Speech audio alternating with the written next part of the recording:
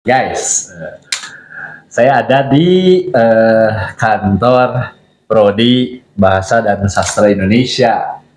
Hari ini ketemu dengan ini kakak saya juga ya, Dr. Mahmud Fasya MA, meraih gelar S1 dari Pendidikan Bahasa dan Sastra Indonesia UPI, gelar S2 dan S3 dari Universitas Gajah Mada. Sehat, Tak? Alhamdulillah. Saya dari dulu manggilnya A Mahmud ya, manggilnya AA itu karena memang kesatu saya lebih muda. Saya nggak bilang Pak Mahmud lebih tua, ya. Saya lebih muda, jadi harus sopan kan manggilnya AA. Hari ini sengaja datang ke sini mau ngobrol aja, kan udah lama juga nggak ketemu gitu. Sebelum tahun baru terakhir ketemu. Oh, jadi berarti udah setahun. Lama sekali. Long time no see. Sebelum tahun baru terakhir ketemu. Terus kemarin kebetulan lagi saya sedang mengerjakan sesuatu, keinget sama Amud deh, karena membaca lagi berita-berita soal Meikarta. Jadi kemarin gini, saya bikin video, nah, nanti linknya ada, bisa dilihat ya. Di sini ada di sebelah sini, saya lupa lagi. Video tentang toponimi Sunda, kemudian kehadiran tempat-tempat seperti Meikarta itu. Tempat-tempat yang diberi nama tidak dengan karakter Sunda, padahal tempatnya itu ada di Tatar Sunda. Maksudnya kita itu tidak anti pendatang ya. Betul, betul. Orang Sunda itu somea hadekasema. Ya. Hanya buat saya ada hal yang mengganggu gitu ketika ada para pendatang dengan modal besar datang ke Tatar Sunda membeli tanah, lalu tiba-tiba namanya dia ganti gitu. Tiba-tiba di Tatar Sunda ada tempat namanya San Diego Hills gitu. Itu saya itu agak gimana ya? Getek. Kalau orang Sunda bilang itu getek, itu tidak ada padanannya. Menggelikannya. Ada tempat di kota Bandung namanya Rio Junction, itu buat saya itu agak mengganggu gitu. Belum perumahan-perumahan baru ya, yang dibangun oleh para developer yang juga bermodal besar. Di belakangnya itu selalu ada regensi, estate. Kayak ini yang di belakang kampus UPI ada perumahan namanya Setiabudi Regensi. Apa salahnya gitu kalau dikasih nama Babakan Setiabudi gitu? Iya. Iya, betul. Nah, kebetulan gini ya, Mahmud ini dia spesialisasinya dalam linguistik budaya. Apapun Anda menyebutnya, saya juga pernah bikin video tentang itu, antropolinguistik, linguistik antropologi, antropological linguistik, etnolinguistik, ada banyak gitu istilah, tapi sebetulnya ya bidang kajiannya itu intinya bidang kajian bahasa dan budaya. Kalau Amud melihat fenomena seperti itu, nah ini pertanyaan penting, seperti apa? Kita jawab sebagai akademisi dulu ya, bukan sebagai orang Sunda. Iya, sebetulnya kan kajian tentang toponimi atau nama tempat itu memang sudah banyak dilakukan di berbagai belahan dunia ya oleh para ahli di mancanegara, termasuk juga di negara kita ya. Karena memang ternyata nama tempat itu memotret berbagai kearifan lokal, dan lebih jauh kalau dalam konteks alam gitu ya, jadi memotret kedekatan dan keakraban masyarakatnya dengan alam sekitarnya. Ya. Dan memang dalam konsep yang lebih luas, nama secara umum kan begitu ya, dalam kajian onomastika ya, atau onomastics gitu ya, yang terbagi menjadi toponimi dan antroponimi ini, semua nama baik toponimi maupun antroponimi memang memotret latar sosial budaya penuturnya, dan tentu saja itu juga menggambarkan bagaimana pengetahuan lokal masyarakatnya tentang bidang tersebut ya. Dan saya nih akhir-akhir ini memang sedang juga menggarap riset yang berkaitan dengan pengetahuan lokal tentang mitigasi bencana alam yang ada dalam toponimi, termasuk juga potensi peredam konflik dari toponimi yang tadi ada kaitan dengan Meikarta misalnya, itu nampaknya sangat dekat juga dengan masalah pengelolaan konflik horizontal dan vertikal dalam masyarakat kita yang dilandaskan pada pengetahuan lokal yang ada dalam toponimi diantaranya. Iya. kalau dalam konteks apa gempa bumi ya, banjir dan segala macam, misalnya saya tergerak itu kan ketika bencana gempa di Cianjur, sehingga juga ini sedang sudah jadi proposalnya, mudah-mudahan nanti lancar segala macam pendanaan, dan itu juga dengan Prof Eri, dengan apa Teh Dian juga, dengan tim kecil itu berencana memang melakukan riset tentang itu, bagaimana sebetulnya masyarakat kita memiliki pengetahuan lokal yang luar biasa tentang mitigasi bencana alam, dan itu terekam dalam toponimi, dalam penamaan-penamaan lokal mereka. Itu juga bukti kedekatan dan pemahaman mereka terhadap realitas sosial budaya terhadap alam di sekitarnya. Seperti itu. Jadi saya tuh sebenarnya ada kekhawatiran juga. Kita itu lumayan membuat banyak karya yang berkenaan dengan hal ini. Misalnya dulu, ini sejak dulu UPI itu punya concern ke situ ya. Dulu itu Pak Alin Samsuri pernah membuat tulisan tentang ini. Kemudian kalau sekarang pelanjutnya itu Pak Deddy Kosasi. Betul. Dan sekarang dibantu juga oleh Prof Eri, oleh Ahmad. Yang saya khawatirkan itu sebetulnya semua kerja kita itu berakhir sia-sia. Kenapa? Karena tidak direspon oleh pemangku kebijakan. Jadi misalnya begini ya, saya itu tidak tahu sampai hari ini apakah ada perda yang mengatur soal nama tempatnya di Tatar Sunda ya, di Provinsi Jawa Barat gitu, atau tidak. Karena buat saya ini penting, ketika aturan itu tidak ada, ya itu tadi heritage kita sebagai orang Sunda digerus oleh para pemodal gitu. Ya betul, padahal kan sebetulnya kearifan lokal Indonesia aja ya, dalam masyarakat Melayu yang terekam dalam peribahasa menjelaskan ya, di mana bumi dipijak, di sana apa langit dijunjung. Harusnya kan kita tadi ya, seperti Kang Dika bilang bahwa kita tidak anti pendatang ya, hanya kita sebagai pendatang seyogianya tadi, di mana bumi dipijak, ya disitulah langit dijunjung juga, menyesuaikan dengan pengetahuan lokal dengan potensi lokal yang ada gitu ya. Jadi saya teringat saya punya anak yang sekolah di UGM, dan pesan pertama saya ke dia itu 1 tahun dari sekarang saya ingin kamu lancar berbahasa Jawa. Dan dia lakukan itu dalam waktu ya lumayan cepat lah, dia terus belajar gitu bahasa Jawa di sana. Luar biasa ya. Penting gitu bagi saya karena itu salah satu soft skill yang harus dikuasai. Nah, sebenarnya kan ekspektasi saya itu tidak muluk-muluk. Begitu juga ketika orang datang ke rumah kami.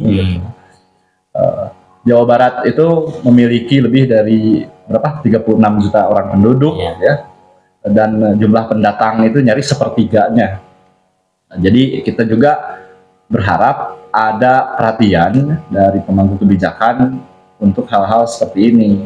Misalnya soal penamaan tempat dan lain-lain. Karena begini, berapa ribu pun karya yang keluar dari kampus ini, kalau misalnya tidak ada respon dan tindak lanjut apapun, ya itu hanya akan jadi tumpukan kertas. Nah, saya tidak akan menyebutnya sia-sia. Itu adalah sumbangsi besar untuk ilmu pengetahuan. Tapi bagaimana dampaknya kepada masyarakat, itu kan bukan peran kita. Kita bisa apa gitu kan? Nah, kemudian selain hal tersebut, kira-kira kalau menurut Ahmad, masyarakat Sunda sendiri, native Sundanese ya, saya bicara tentang masyarakat asli Sunda sendiri, harus seperti apa menyikapi fenomena ini baiknya gitu. Ya sebagai masyarakat Sunda memang sebaiknya kita gitu ya bisa, kalau orang Sunda bilang tuh mindung ka waktu mi bapak ka zaman, jadi ngigelan zaman gitu ya. Jadi orang Sunda tuh memang sebisa mungkin dia tetap mencoba melakukan revitalisasi terhadap berbagai pengetahuan lokal yang ada, yang sudah diajarkan oleh leluhurnya, oleh para karuhunnya, namun juga memperhatikan aspek relevansinya dengan kehidupan masyarakat Sunda kekinian kan gitu ya. Karena memang ada juga kan sebetulnya kan praktik-praktik di masa lalu yang memang sudah tidak relevan lagi, itu juga pasti ada kan ya. Nah, yang penting bagi kita adalah melakukan revitalisasi itu ya.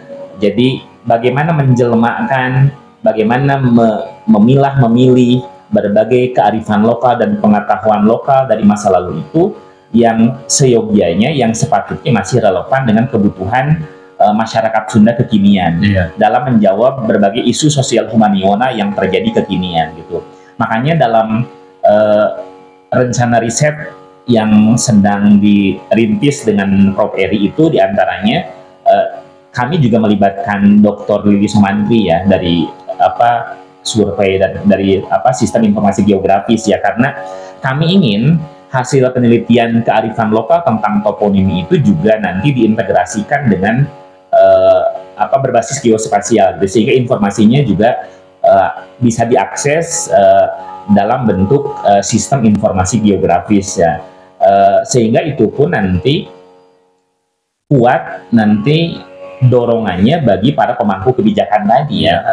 Kan ini levelnya rencananya riset itu masih level provinsi dulu, Jawa Barat ya, dengan melibatkan 5 komunitas adat ya di Jawa Barat rencananya, dari mulai Cipta Gelar di Sukabumi, lalu Kampung Dukuh di Garut, lalu Cirende di Cimahi, kemudian Kampung Naga di Tasikmalaya, lalu Kampung Kuta di Ciamis. Nah itu rencana risetnya seperti itu, karena memang hilirisasi dari riset ini harus menjadi sebuah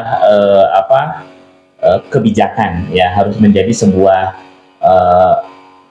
peraturan gubernur minimalnya, atau para pemangku yang lebih teknis di pemerintah Provinsi Jawa Barat ya, dalam memanfaatkan pengetahuan lokal tentang mitigasi bencana alam itu yang selama ini ada dan dijalankan oleh para komunitas adat itu, yang sudah terbukti mereka sukses dan berhasil hidup selaras dan berdampingan dengan alam seperti itu. Karena gini ya, mungkin sedikit saya jelaskan.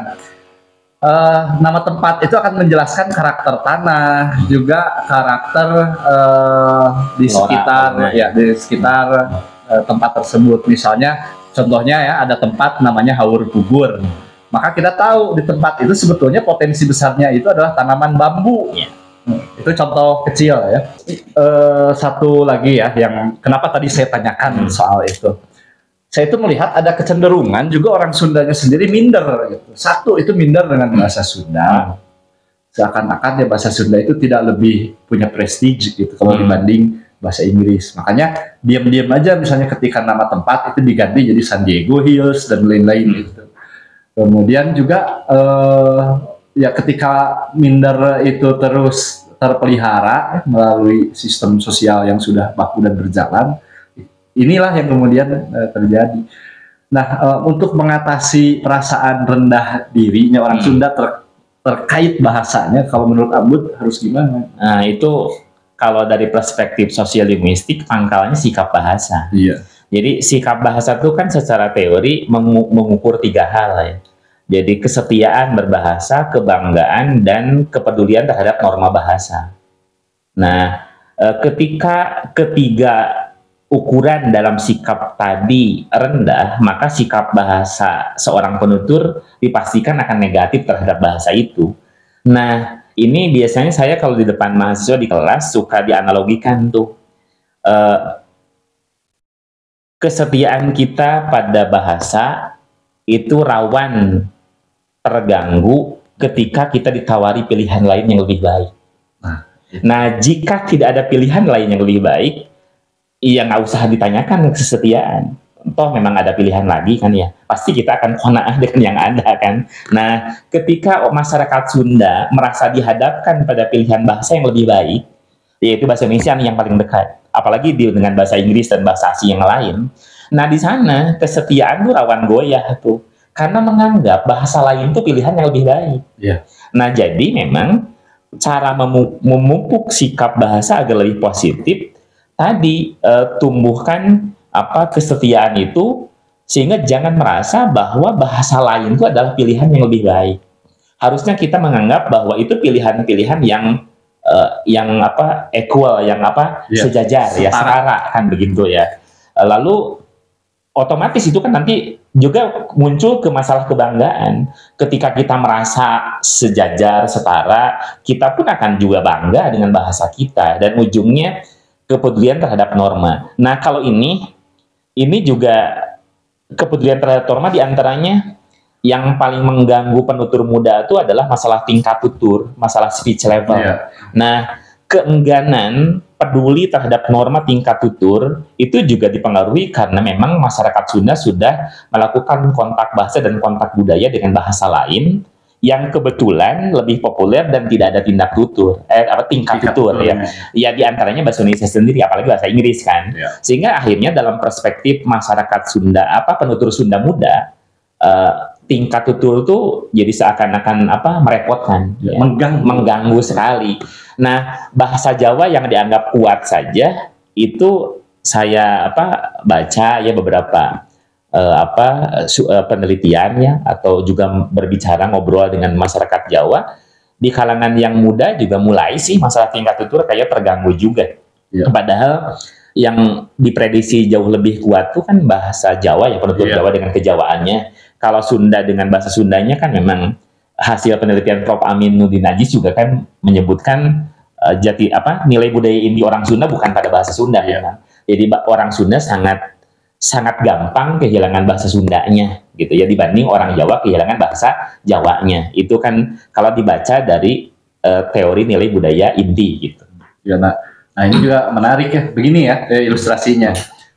Di RT saya memperhatikan itu, saya menghitung hanya keluarga saya yang mengajarkan bahasa Sunda sebagai mother tongue, sebagai bahasa pertama kepada anak-anaknya.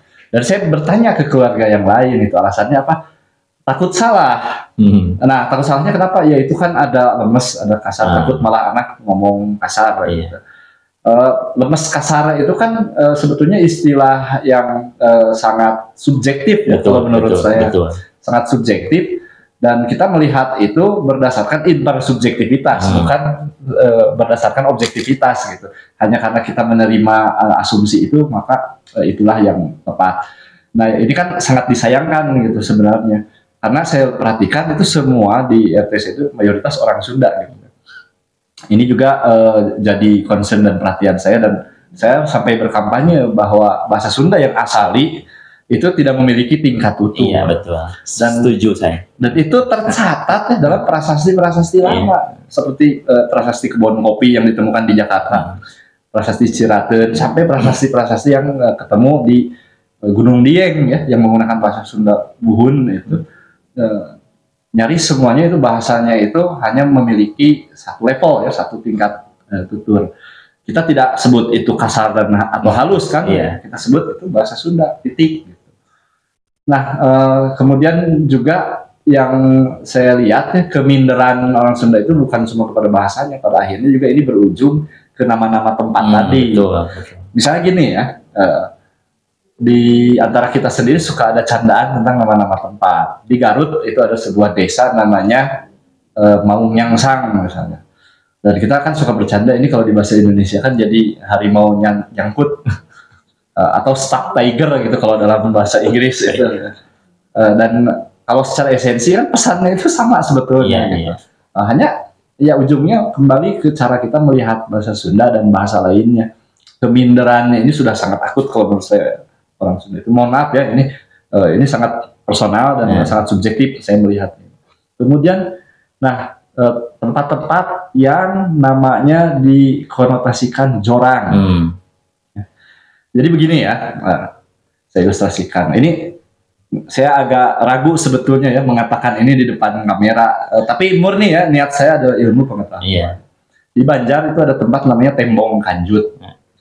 Kemudian di Tasikmalaya atau di Garut ya? Di Garut ya, ada Sar Kanjut. Kemudian yang terbaru itu ada tempat namanya Babakan Pasir Heuncet ya, di Cianjur. Dan itu tempat-tempat yang dikategorikan bernama jorang. Nah, menurut Pak Mahmud bagaimana? Ya lagi-lagi tadi kan Kang Dita juga sudah menyinggungnya tadi kan ya, bahwa kasar tidak, vulgar tidak, jorang tidak, itu sangat berkaitan dengan norma interpretasi dan norma interaksi. Nah, secara teori kan gitu, dari siapa itu Delhaims, norma interaksi dan norma interpretasi, sehingga ya akhirnya tentang pemakaian kata maneh juga pernah ramai kan. Iya, termasuk itu. Ya, karena tadi jadi secara sosial linguistik kan bila beda komunitas, beda kelompok gitu ya, maka dipastikan itu akan ada norma interaksi dan norma interpretasi yang berbeda juga. Termasuk ya tadi contoh-contoh tadi.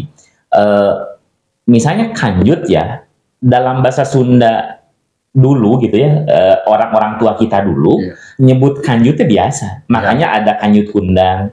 Dan yang saya tahu kan sebenarnya kanjut itu kan apa? Kantung dari kain ya. Jadi sebenarnya untuk kebagian alat kelamin itu metafor sebetulnya. Hanya yang memang dipakai sekarang justru yang menunjuk ke bagian dari alat kelaminnya itu, padahal itu kantong dari kain kan. Makanya ada istilah ngabur-dulukeun isi kanjut kunang kan gitu nya diawurkeun. Jadi gitu, saya ilustrasikan begini ya, kalau ada kantong seperti ini diisi uang kepeng gitu, terus ada ikat.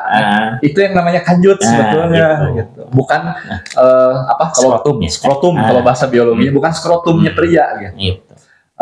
Jadi itu metafor kan sebetulnya yang dipakai sekarang tuh. Tapi kemudian yang malah populer adalah pemakaian kanjut yang merujuk pada skrotum itu sekarang. Iya, dan kemudian kita menghukumi itu jorang dan tidak baik gitu untuk dikatakan. Ya itu menarik ya, tentang masalah apa rasa minder dengan kosakata sendiri. Pernah dibahas oleh salah seorang wartawan Tempo, Kurniawan JR yang saya ingat.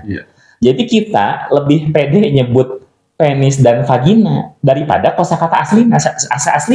Saya juga nggak tega nih di sini nyebut di depan kamera nyebut asli kosakata kita. Ya, dan karena mental kita sejak kecil dididik untuk itu. Kita merasa inferior dengan kosakata sendiri dan merasa kosakata yang ada dari barat itu dari serapan lebih terhormat dan lebih beradab gitu kan. Termasuk saya kalau di kelas pernah. Apakah Anda nyaman kalau ada dokter mengatakan, "Maaf Mbak ya, saya mohon minggu depan datang lagi lalu bawa sampel tainya sedikit buat dianalisis di laboratorium." Walaupun yang ngomong dokter dan bilangnya analisis laboratorium gitu, wah ilmiah sekali, tapi ketika diksi yang dipakai tai, sampel tai, itu saya pikir akan membuat si pasien tuh kapok datang lagi. Iya, dan sebaliknya, kalau kita teriak-teriak, misalnya jangan main di pinggir kali, awas itu ada feses ngambang, itu juga tidak nyaman, tidak relevan gitu. Jadi kalau dalam konteks laboratorium harus feses, sampel feses kan. Kalau di kali di islokan mesti nyebut tai kan gitu kan itu. Ini luar biasa bahasa seperti itu. Ya, dan ya maksudnya begini ya, mungkin ini juga ada hubungannya dengan sisi atau cara pandang orang pada bahasa Sunda yang dianggap tidak ilmiah. Karena segala yang ilmiah itu sudah terwakili oleh bahasa Latin dan bahasa Inggris misalnya. Seperti contoh tadi ya, nama-nama organ genitalia itu ya, kita kalau menyebut kata vagina atau skrotum atau penis itu biasa-biasa. Tapi ketika menyebut kata aslinya dalam bahasa Sunda dan itu saya menganggap itu bukan salah saya, itu adalah bagian dari dinamika kehidupan yang harus kita lalui dengan nilai dan norma itu. Tapi kalau misalnya sampai harus menghilangkan, nah ini itu juga menggerus kekayaan lokal, kekayaan linguistik setempat. Jadi ingat kan, gara-gara ada rice cooker, itu laporan buruh Haliah kolega kita dari bahasa Sunda yang menghilangkan puluhan kosakata Sunda tentang menanak nasi itu. Jadi begini ya, proses menanak nasi dalam bahasa Sunda itu ada ngisikan, mencuci beras, kemudian ngagigihan, ngarihan, dan itu semua hilang karena advancement dalam teknologi dengan ditemukannya rice cooker. Dan buruh Haliah, Prof. Buruh Haliah meneliti itu jadi hanya karena perkembangan teknologi, juga hanya karena perasaan bahwa kata ini tidak layak diucapkan, bukan berarti juga nama tempat juga harus diganti. Kalau menurut saya sih saya ilustrasikan mungkin gini ya, orang Jepang itu masih menyimpan alat-alat tradisional pembuat mochi, walaupun sudah ada mochi maker yang modern ya. Tapi dan anak-anak mereka pun dididik untuk mengenal itu. Gitu. Luar biasa. Ya, dan mungkin orang Sunda pun sudah sampai sebaiknya begitu ya. Karena menjadi orang Sunda itu bukan berarti harus berhenti mengikuti perkembangan modern. Iya, betul. Jadi kita bisa melakukan konservasi ke bahasa Sunda, preservasi ke budaya kita, tanpa harus ketinggalan zaman. Gitu. Karena yang terpenting memang dari kajian-kajian seperti ini, termasuk toponomi tadi, itu preservasi memori kolektif itu yang kemudian dapat dimanfaatkan untuk menyelesaikan isu-isu sosial humaniora kekinian, dan itu relevan dengan kebutuhan SDGs ya, pembangunan berkelanjutan sebetulnya, karena lagi-lagi kan kalau sudah stuck ya, jadi kan sekarang itu kan fase modernisme ya, kan udah ke fase positivisme udah ke positivisme. Itu kan merasa buntu ya dengan segala hal yang terjawab oleh ilmu pengetahuan, sehingga dikritikkan. Balik lagi ke masa lalu, ilmu pengetahuan sudah jadi mitos lagi. Makanya kampanye sekarang untuk mengatasi berbagai masalah itu, kampanyenya kembali kepada kearifan lokal, kembali pada pengetahuan lokal, dan itulah kenapa kemudian tanaman-tanaman organik jadi mahal juga sekarang. Padahal itu kembali pada masa lalu kan ya. Dan padahal sebenarnya itu kekayaan yang sudah ada gitu. Dari dulu gitu. Sama seperti ayam kampung dan lain-lain. Nah, terus begini ya, kalau ini lebih ke sebetulnya bagaimana secara personal Ahmud ngelihat ini ya. Kalau menurut Ahmud, sampai berapa lama lagi bahasa Sunda akan bertahan? Wah, ini memang ini berat saya tahu. Kalau berkaca ke hasil penelitian almarhum Profesor Asim Gunarwan tentang bahasa Lampung saja kan, itu kan saya masih ingat beliau presentasi di Kongres Internasional Masyarakat Linguistik Indonesia Kibli di Surakarta tahun 2007 itu. Kalau tidak salah ya, ini maaf nih teman-teman ya, harus dicek nih di referensinya. Waktu itu kalau nggak salah diprediksi sekitar 50 sampai 100 tahun lagi gitu, bahasa Lampung itu akan punah ya. Itu kan hasil penelitian dengan uji statistik ya, pakai ANAFA begitu, sampai pada titik nol ya, penuturnya habis, karena makin muda usia makin meninggalkan bahasa Lampung, beralih ke bahasa Indonesia dan bahasa Jawa beberapa diantaranya, karena itu banyak transmigran ya dari Jawa yang datang ke Lampung. Nah, untuk konteks Sunda sepertinya memang tidak belum separah ya, saya katakan belum ya, karena ada fenomena memang masyarakat Sunda di kota sudah seperti itu juga, termasuk ya saya mengalami sendiri memang di keluarga ya gitu ya, ketika saya tidak sukses juga mewariskan bahasa Sunda kepada anak-anak saya ya, karena dengan berbagai kondisi dan berbagai alasan. Namun akhirnya saya sebagai akademisi juga kampanye itu kepada para mahasiswa di kelas setidaknya gitu ya, bahwa kalian nih ketika memilih pasangan, pikirkan juga rencana bahasa apa yang mau diajarkan pada anak-anak kalian. Saya bilang begitu ya. Saya kampanyekan itu karena jangan sampai saya bilang kekayaan bahasa lokal kita makin berkurang ya. Itu juga kan kekhawatiran UNESCO juga ya. Mengapa kemudian mencetuskan Hari Bahasa Ibu Internasional ya? Karena nampaknya memang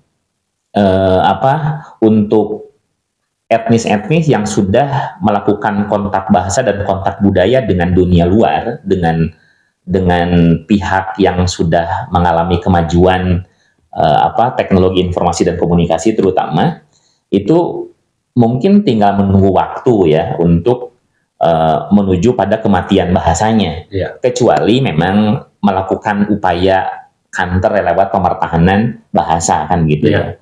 Jadi ada kewajiban nih di antara kita untuk melakukan pemertahanan bahasa daerah, bahasa lokal kita, termasuk kalau saya dan Kang Dika adalah bahasa Sunda kami gitu ya. Yang terutama adalah lewat intergenerational mother tongue continuity ya. Jadi pewarisan bahasa ibu antar generasi dalam ranah keluarga, memang betul yang paling sentral, yang paling dekat dan paling terjangkau nampaknya itu. Ketika seorang ibu mewariskan bahasa lokal pada anaknya itu ya, sehingga kekhawatiran akan kepunahan bahasa Sunda khususnya gitu, yang mungkin ya kayaknya sih mungkin di atas 100 tahun sepertinya mungkin ya, karena tidak separah kondisi bahasa Lampung memang. Walaupun memang secara hitungan waktu misalnya masih lama ya, tapi bisa saja lebih parah, bisa lebih cepat kan ketika tadi sikapnya negatif, kemudian tidak ada usaha pemertahanan. Tidak ada kampanye dari pemangku kebijakan. Nah, itu juga yang terpenting. Akan balik lagi terus ke situ ya. Ke sana ya larinya. Ya, betul. Jadi begini, soalnya kenapa saya tanyakan itu ya?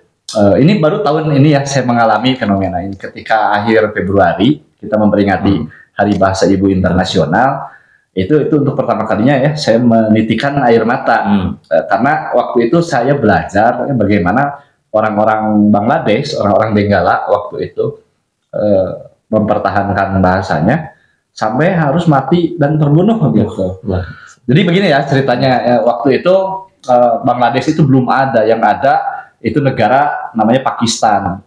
Wilayahnya terbagi dua, ada exclave yang di sebelah timur India dengan Pakistan yang ada Islamabadnya. Kemudian pemerintah Pakistan itu mengeluarkan larangan menggunakan bahasa selain bahasa Urdu. Sementara universitas-universitas yang di Pakistan Timur itu menggelar perkuliahan dengan bahasa Bangladesh. Nah, di hari yang sekarang jadi Hari Bahasa Ibu Internasional itu, mahasiswa Bangladesh itu unjuk rasa, ya, dan mereka ditembaki ya oleh tentara dan polisi Pakistan. Sampai ratusan mahasiswa itu meninggal hanya karena membela bahasa ibunya. Gitu. Sementara hari ini ya, kita meninggalkan bahasa ibu kita. Gitu. Nah, jadi apa ya agak ada sedikit emosi di situ. Gitu. Sorry ya, emosional. Iya. Luar biasa, Kang Dika. Jadi apa ya? Memang buat saya menyedihkan gitu, ketika ngelihat orang itu lebih nyaman berbahasa Indonesia. Sementara ini ya mungkin ya legacy dan heritage satu-satunya buat kita. Jadi gini ya, Kang Mahmud ya, saya itu sangat mengagumi bangsa Yahudi. Ya. Tanpa menghilangkan respek juga kepada bangsa-bangsa lain di dunia. Mereka itu terusir 3 kali dari tanah airnya. Ketika ke Mesir, ke Babel ya, sekitar 600 tahun sebelum Masehi, dan kemudian diaspora ya ke Eropa dan kemana-mana. Tapi ada satu yang tidak pernah hilang dari mereka. Nah, itu bahasa Ibrani. Bahasa Ibrani dan budaya mereka itu sangat kuat. Mereka itu adalah bangsa tanpa tanah air. Jadi mereka sebagai bangsa tetap punya identitas walaupun mereka tidak punya tanah air. Tapi kita yang punya tanah air gitu, rawan untuk rawan kehilangan heritage yang tak benda ya. Iya. Rawan kehilangan heritage tersebut. Jadi tolonglah ya siapapun yang nanti menonton video ini dipertimbangkan, dipikirkan misalnya ketika Anda bertafakur, bertahanuts, jangan ngelamun jorok, mendingan memikirkan ini. Apalagi Ramadan saya. Iya, apalagi ini kita lagi bulan Ramadan ya syuting ini. Jadi ya itu sih kenapa itu saya tanyakan, dan itu setiap saya ketemu dengan akademisi yang berdarah Sunda itu saya tanyakan. Kita itu tidak anti ya sekali lagi ya dengan budaya lain. Ini yang saya pakai, ini kain dari Lombok. Gitu. Kita juga tidak anti dengan pendatang. Gitu. Tapi ya orang Sunda itu buat saya harus mulai memikirkan lagi identitas kesundaannya. Karena di mana bumi dipijak, di situlah langit dijunjung harusnya. Bukan hanya kita meminta orang luar ketika ke Sunda ya, orang Sunda juga ketika keluar memang begitu. Ya, termasuk tadi Kang Dika ke anaknya. Iya, saya wajibkan Jogja itu kan. Saya wajibkan belajar bahasa Jawa. Iya. Karena bahasa itu mati karena 2 hal ya. Satu, bahasa mati karena penuturnya mati semua. Iya. Itu genosida berarti kan? Iya. Dan itu jarang terjadi sekarang. Nah, yang menyedihkan yang kedua kan, bahasa yang mati karena ditinggalkan. Itu sakit, saudara. Iya. Karena ditinggalkan. Iya. Itu yang terjadi pada bahasa Sanskerta. Iya. Jadi bahasa Sanskerta itu dulu pernah jadi lingua franca dunia. Cuma karena satu dan lain hal, itu satu persatu penuturnya itu meninggalkan bahasa Sanskerta. Nah, kemudian ini satu lagi mungkin ya, terakhir ya, Amud. Ini menurut Amud signifikansi pemangku kebijakan juga dalam pemertahanan toponimi Sunda dan juga bahasa Sunda secara umum. Menurut Amud seperti apa? Oh, itu luar biasa ya. Jadi sangat sentral perannya karena lagi-lagi kan gerakan seperti ini harus 2 sisi ya. Jadi gerakan kultural dan gerakan struktural. Secara kultural akademisi dengan masyarakat, dengan komunitas-komunitas adat ya, dengan komunitas-komunitas terbatas termasuk lewat anak-anaknya ya, lewat tadi ya pewarisan bahasa ibu antar generasi ya, itu terus dilakukan. Namun juga yang jangan dilupakan adalah gerakan struktural lewat kebijakan-kebijakan struktural dari pemangku kebijakan tadi. Karena lagi-lagi ya, dalam konteks masyarakat yang makin demokratis, mungkin daya paksa itu juga harus ada ya, karena tadi kan kalau dibiarkan merdeka memilih gitu ya, bisa jadi mungkin karena berbagai alasan ya, kalau secara teori motivasi kan dilihat dari motivasi instrumental dan motivasi integratif pun, maka kalah sih bila dibandingkan apple to apple antara bahasa Indonesia dan bahasa Indonesia, apalagi bahasa Inggris. Iya. Karena jelas kan instrumen untuk mendatangkan keuntungan ada dalam bahasa Indonesia dan bahasa Inggris. Lalu tadi motivasi untuk berintegrasi dengan warga penuturnya yang dianggap keren dan ada dalam kemajuan dan berwawasan global, itu ada dalam bahasa Indonesia dan bahasa Inggris. Maka posisi bahasa daerah atau bahasa Sunda khususnya itu ada pada level terbawah kalau dibilang diilustrasikan dalam sebuah piramida ya. Di atas tuh di puncak piramida ada bahasa asing, di tengah-tengah ada bahasa Indonesia, di grassroots itu di dasar ada bahasa daerah, ada bahasa Sunda di situ. Jadi posisinya secara politik bahasa itu memang tidak terlalu kuat sebetulnya gitu.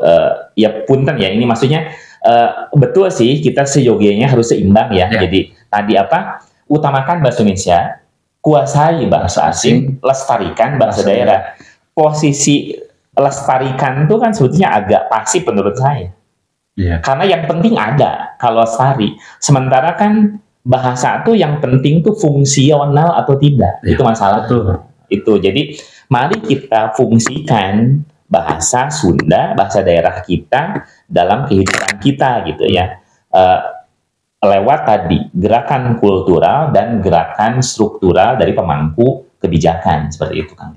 Iya, termasuk juga memberikan uswah ya, betul, contoh kepada masyarakat tentang bahasa Sunda yang tepat. Jadi jangan sampai nyalah-nyalahin orang hanya karena masalah language level ya. Mohon maaf ya, ini bukan sindiran untuk siapapun.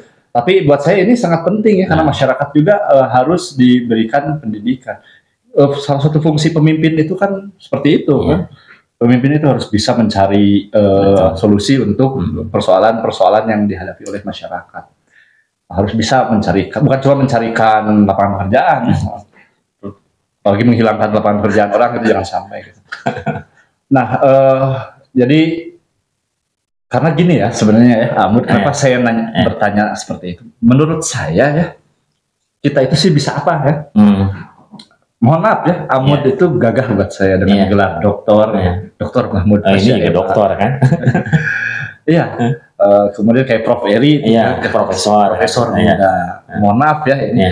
Dan semua ini tidak ada artinya tanpa sokongan kebijakan dari pemerintah. Iya, betul. Semua usaha-usaha kita, karya-karya keilmuan kita itu, saya tidak akan nyebut sia-sia ya. Itu hanya akan jadi referensi dalam dunia akademik, tidak lebih dari itu. Hanya ada di Menara Gading ya? Iya, di Menara Gading dan tidak menyentuh ke bawah. Dan ini benar-benar ini pertanyaan terakhir ya sekarang, yang terakhir sekali ini. Kalau melihat potensi pengembangan, selain misalnya dengan memelihara nama tempat, juga memelihara ungkapan-ungkapan tertentu, sejauh mana juga Amud berpikir tentang penetrasi bahasa Sunda ke dalam bahasa Indonesia? Karena gini ya, termasuk juga ke bahasa lainnya. Begini ya, saya jelaskan.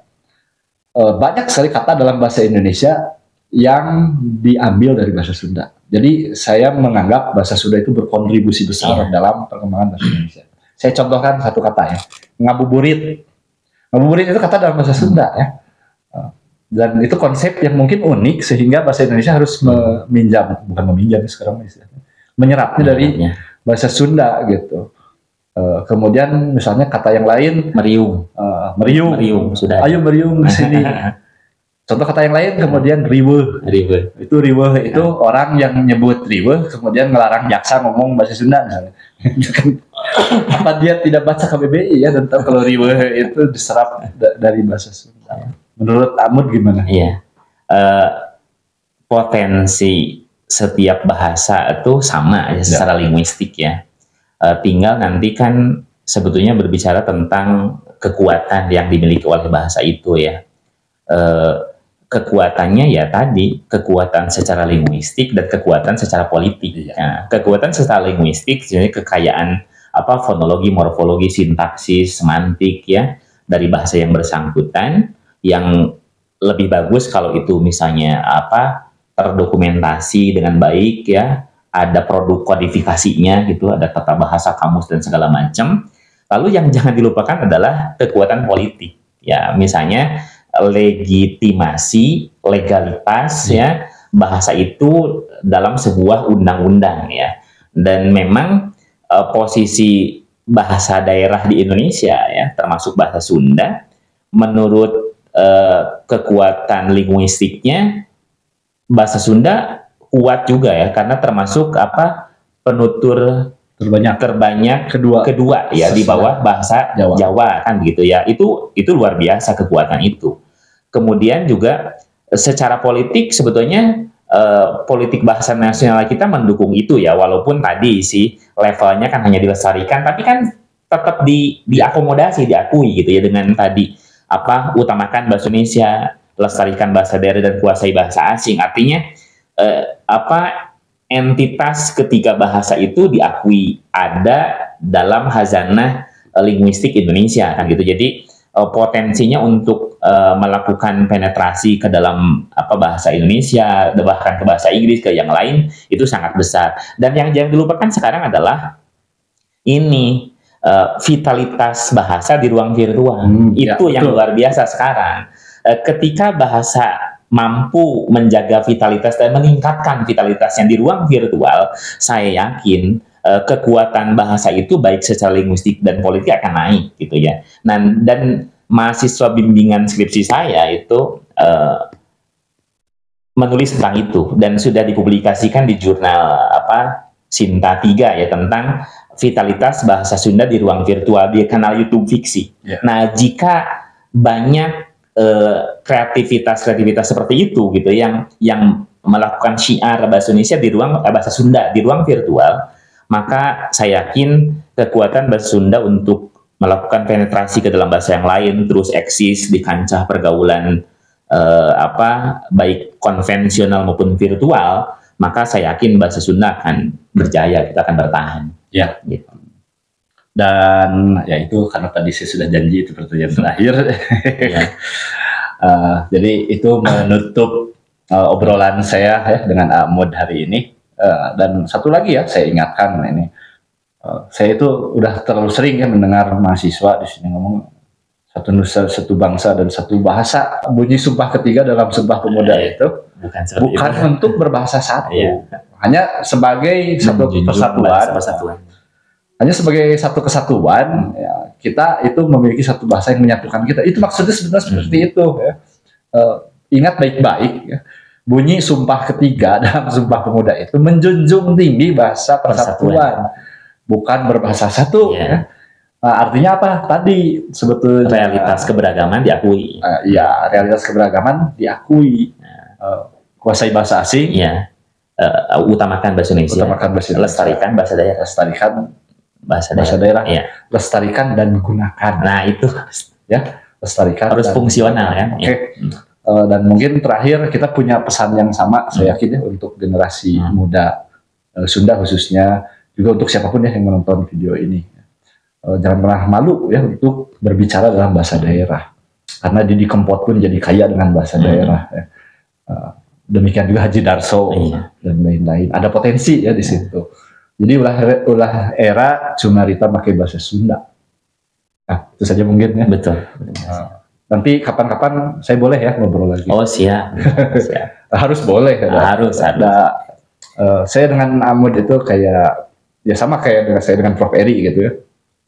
Jadi Ahmad ini orang yang berjasa ya, buat hidup saya. Salah seorang yang mendorong saya menyelesaikan studi, juga memotivasi sejak awal. Luar biasa. Dan saya tidak akan pernah lupa itu. Oke, sekali lagi terima kasih. Kita ketemu lagi di video yang lain. Sekali lagi ya, kalau saya gitu ya, video. Assalamualaikum semuanya.